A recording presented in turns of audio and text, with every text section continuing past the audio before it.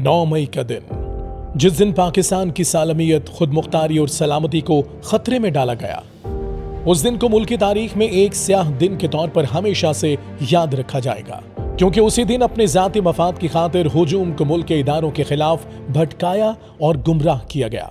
शोहदा की यादगारों की बेहुरमती के जरिए शोहदा का तकद्दुस पामाल किया गया। उन गुमराह को अनासर और कौम के दुश्मनों का ख्याल था कि उनके इक़दामात से पाकिस्तानी अवाम की अपनी मुसल्लह फौज से मोहब्बत कम हो जाएगी। ताहम तारीख ने एक बार फिर साबित किया कि पाकिस्तान और उसके मुहाफिजों की इज्जत और वक़ार में कोई कमी नहीं आई। उसके बजाय उन शरपसंद कुव्वतों और उन हैंडलर्स को अपने इक़दामात के लिए बड़े पैमाने पर तज़हीक और तनकीद का सामना करना पड़ा। जब भी अर्ज़े वतन को किसी मुश्किल का सामना करना पड़ा तो पाक फौज के सपूतों ने धरती माँ से अहद वफा निभाया, उसकी सरहदों की रखवाली को भी मुकद्दम समझा। पिछले एक साल के दौरान रियासत पाकिस्तान ने 9 मई के बाद की हालात को नेविगेट किया है और मुल्क को दरपेश इक्तसादी और सफारती चैलेंजेस का सामना करते हुए लॉन्ग टर्म पॉलिसीज अपनाई।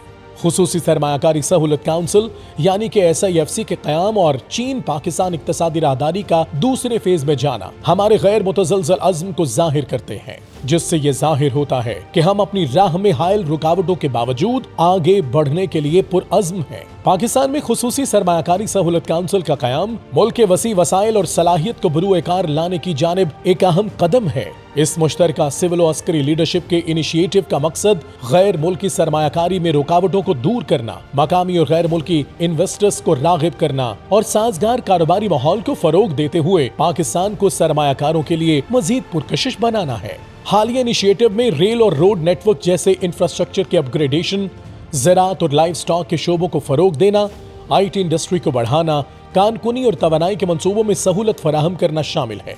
SIFC की कोशिशों के पहले ही खातिर ख्वाह रिजल्ट सामने आ चुके हैं, जबकि $multi-million के मुआहिदे और मुल्क में पायदार सरमायाकारी की राह हमवार हो चुकी है। आर्मी चीफ जनरल सैयद हाफिज आसिफ मुनीर की कोशिशों और सऊदी अरब, ईरान, तुर्की, चीन, मुत्तहिदा अरब अमारात, उज़्बेकिस्तान, कुवैत, बहरीन, बरतानिया, आज़रबाईजान और अमरीका समेत मुख्तलिफ ममालिक के दौरों से न सिर्फ कौमी सतह पर बेहतरी आई है बल्कि इंटरनेशनल कम्युनिटी का भी कॉन्फिडेंस रिस्टोर किया। इस तरह सऊदी वफूद और ईरानी सदर के पाकिस्तान के हालिया दौरे कामयाब खारजा पॉलिसी और मिलिट्री डिप्लोमेसी की बेहतरीन मिसालें हैं।